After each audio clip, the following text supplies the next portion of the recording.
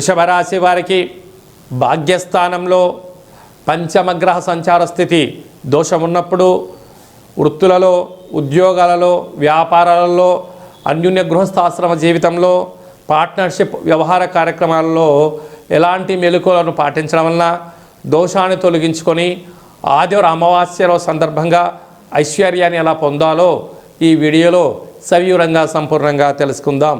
వృషభ రాశిలో ఏ నక్షత్రాలు వస్తాయి అనగా కృత్తికా నక్షత్రంలోని 2, 3, 4 పాదాలు, రోహిణీ నక్షత్రంలోని 4 పాదాలు, మృగశిర నక్షత్రంలోని 1, 2 పాదాలు కలిపితే వృషభ రాశి. రాశాధిపతి శుక్ర భగవానుడు. వీరికి అనంతమైనటువంటి సంపద కలగడానికి 2వ స్థానంలో గురు సంచార స్థితి యోగదాయకం. అర్ధాష్టమ కేతు చిన్న చిన్న విషయాలకు ఆందోళన చెందనక్కర్లేదు. అలాగనే అష్టమ బుధుడు బ్యాంకు లావాదేవీలు, ఒప్పందాలు అంటే రాతకోతల విషయాల్లో ఎల్లో జాగ్రత్తగా ఉండాలి.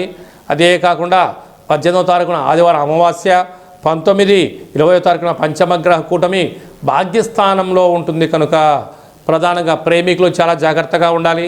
భార్యాభర్తల మధ్య అన్యోన్యత అవసరం. గొడవలకు దూరంగా ఉండి తీరాలి. పార్ట్నర్షిప్ వ్యవహార కార్యక్రమాలు చేసేటప్పుడు కొన్ని విషయాలను విననట్టు వదిలేయాలి, చూసినా చూడనట్టు ఉండగలగాలి. మాటలు మాట్లాడేటప్పుడు ఎంతో ఆచితూచి మాట్లాడగలగాలి. కనుక ఇలాంటి కాల సమయంలో దూరావాయు జల ప్రయాణాలు పెట్టుకోవద్దు. గృహంలో మౌనంగా ఏకాగ్రతగా ధ్యానం చేసుకోవడం, దేవతారాధనలో కార్యక్రమాన్ని గడపగలిగినట్లయితే సకల దోషాలు తొలగించుకోవచ్చు.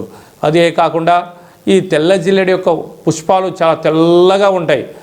అలాంటి వృక్ష దేవతను చూసుకొని అక్కడ ఒక నారికేల దీపాన్ని పెట్టడం, వీలైతే ఆ యొక్క వేర్ను పెకిలించి వాటికి మంచిగా విభూదిని, చందనాన్ని పూసి ఒక లక్ష్మీ గణపతి హోమాన్ని చేసి ఇంట్లో పెట్టుకున్నట్లయితే అపార కుబేర తత్వము మీ సొంతమవుతుంది. అదే కాకుండా హోటల్ వ్యాపారస్తులు, వ్యవసాయ సోదరీమణులు, సాఫ్ట్వేర్ రంగంలో ఉండబడిన వారు, హార్డ్వేర్ రంగంలో ఉండబడిన వారు, రాజకీయాలుగా ఉండబడిన వారు, సినిమా రంగాల్లో ఉండబడిన వారు, ఫేస్బుక్, వాట్సాప్, క్రియేటివిటీ రంగాలుగా ఉండబడిన వారు ఎంతో జాగ్రత్త అవసరమని చెప్పి జ్యోతిర్విజ్ఞానం తెలియచేస్తుంది. కనుక ఆదివారం అమావాస్య పంచగ్రహ కూటమి సందర్భంగా దోషాలను తొలగించుకొని ఐశ్వర్యం పొందుతూ ఆనందకరమైన జీవితం పొందడానికి అన్ని ప్రయత్నాలు చేసుకోవాల్సిందిగా చిన్న విన్నపం.